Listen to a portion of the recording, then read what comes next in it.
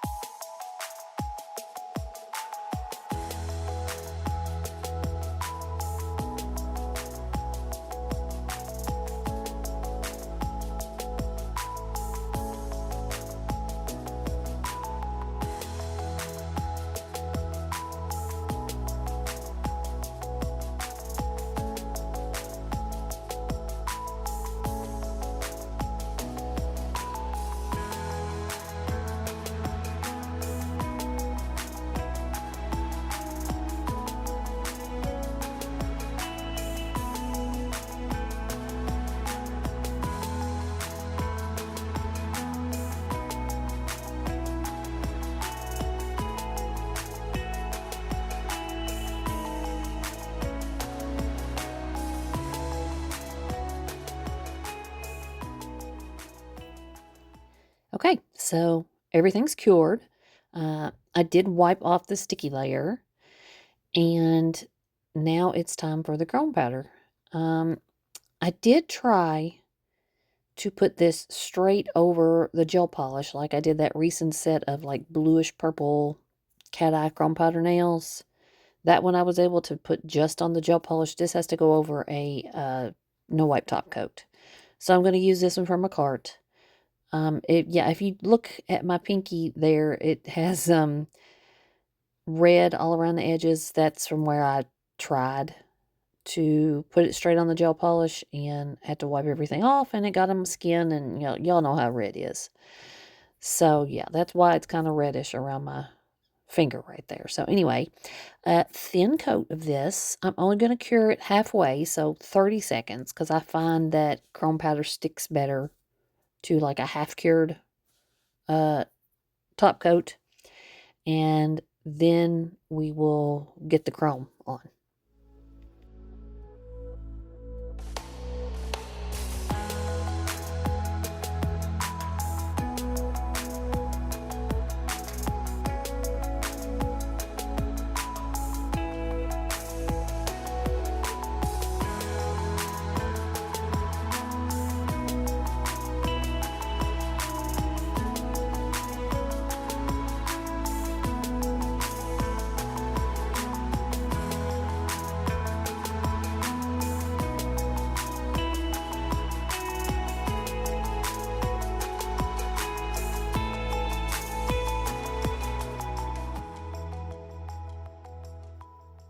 Okay, so top coat is cured.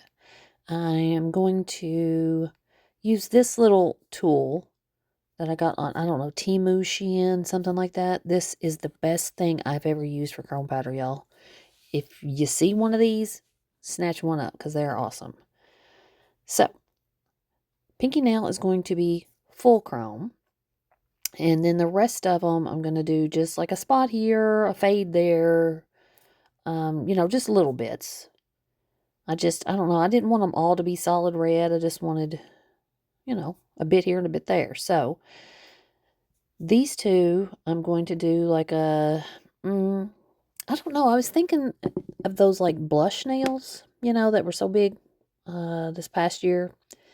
I thought, well, I'm going to do a black and red version of that. So, yeah. And then this one is going to be just kind of it was meant to be a fade, like a baby boomer type fade.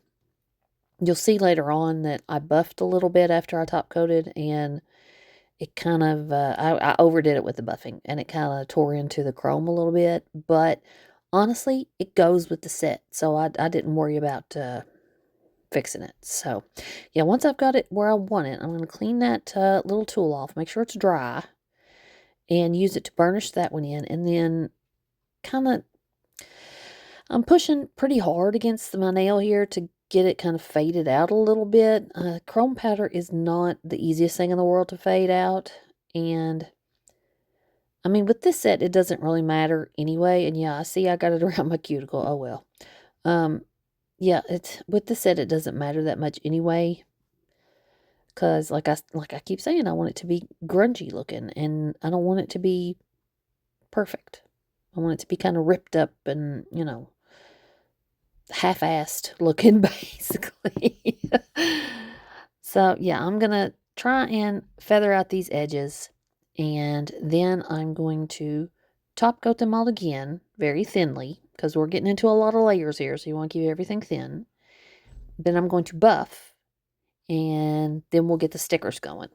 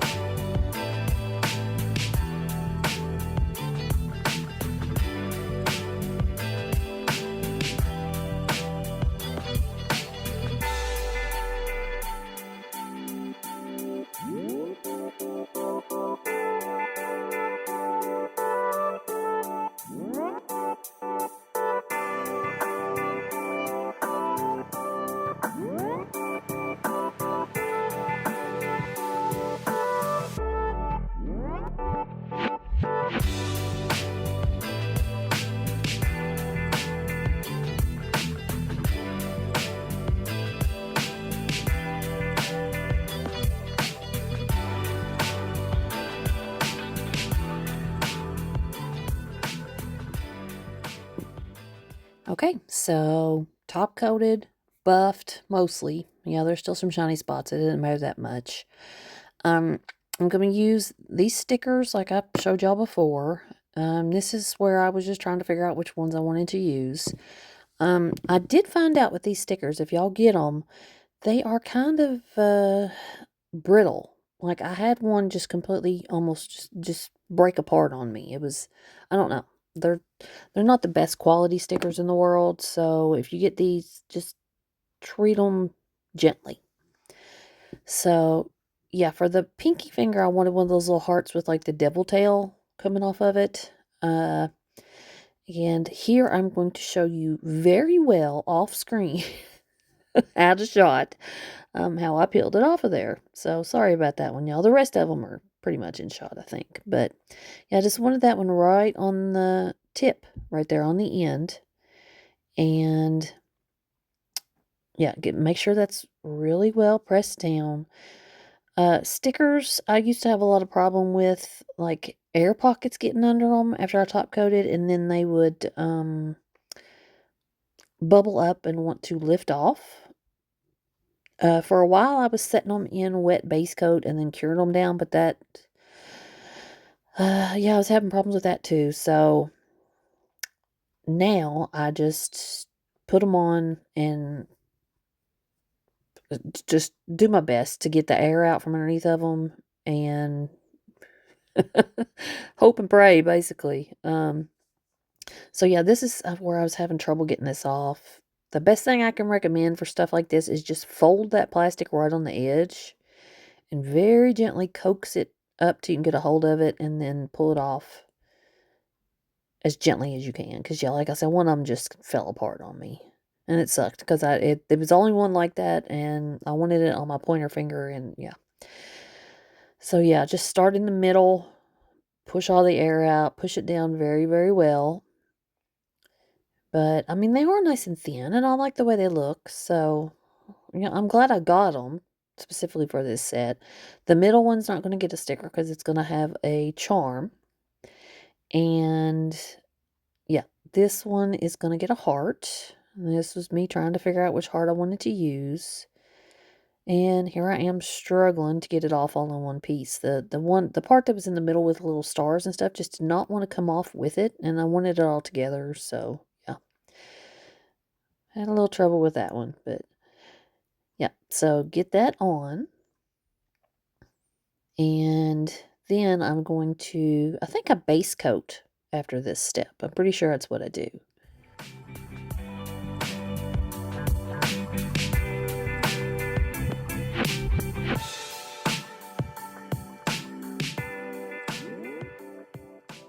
Okay, so I'm getting this base coat from Maychow out. The reason I'm using this particular one is because it is the thinnest base coat I've ever seen in my life. It's like watery thin almost.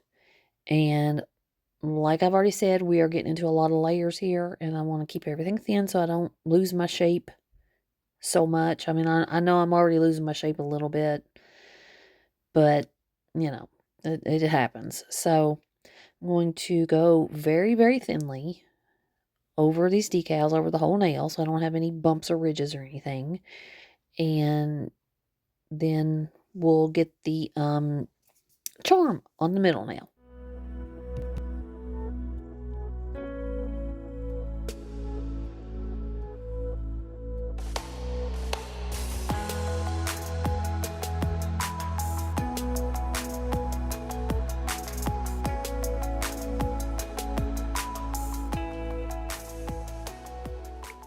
Okay, time for the charm. And yeah, I added a butterfly to my thumb off camera. It was just like the other nails, so I didn't figure I needed to show it too. For this, I decided to use a little cross. I know I said recently I don't really do crosses on my nails, but this, I felt it just went with the set. So, yeah, I figured I'd try something new. I'm going to use my rhinestone gel from, who's that from? McCart? And yeah, my McCart rhinestone glue, it says. It says glue, but it's a gel. You have to cure it.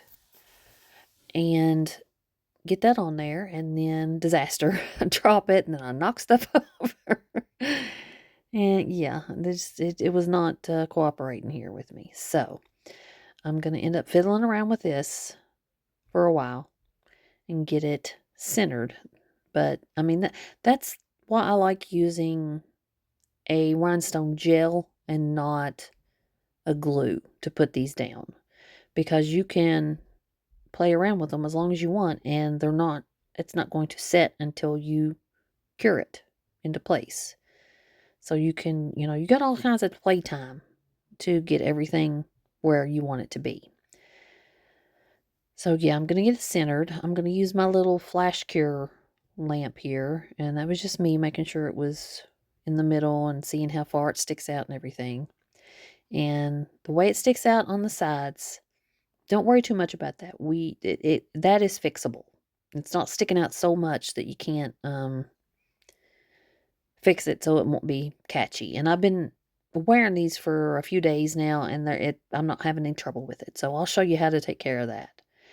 So yeah, give this a little flash and make sure it's not moving. And then, okay, so this is me showing you here how it kind of comes up at all four edges, basically. It's bumped up everywhere. So, and it is curved, so it could be worse. If it was a flat charm, it'd be even worse. So, to fix that, I'm going to take some of this rhinestone gel and just get as much of it under those corners as I can. Just get a good little amount under there and kind of overlap onto the edges of the corners. Does that make sense? Get a little, basically a little bead of gel under that corner. Pull it up over the sharp edge and cure it. And I go all around all four of them and do the same thing.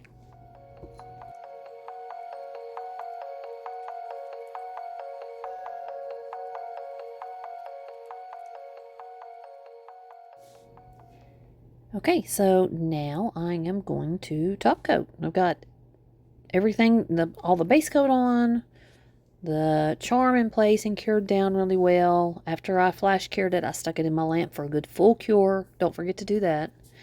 And now I am going to top coat them shiny, which I realized I didn't like after I did it. They're so dark, and with the shine that the shiny top coat leaves, you couldn't see any detail of the stickers or anything. So I prefer them matte. But, if you like shiny, leave them shiny. And this is just me swiping down the edges like I do to make sure none of the top coat ran.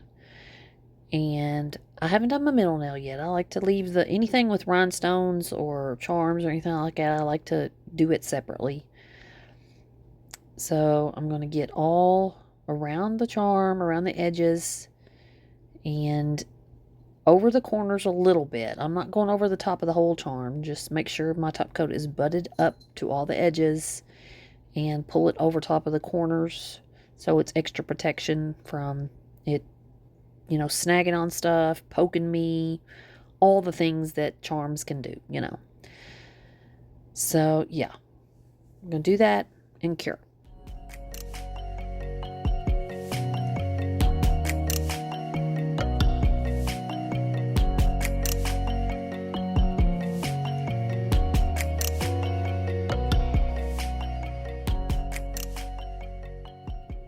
Okay, so this is what they look like shiny.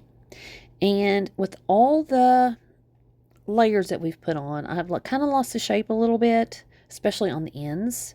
So this is a little trick I've been doing the last couple of months. I picked it up off another channel, a channel called Anyway Nails.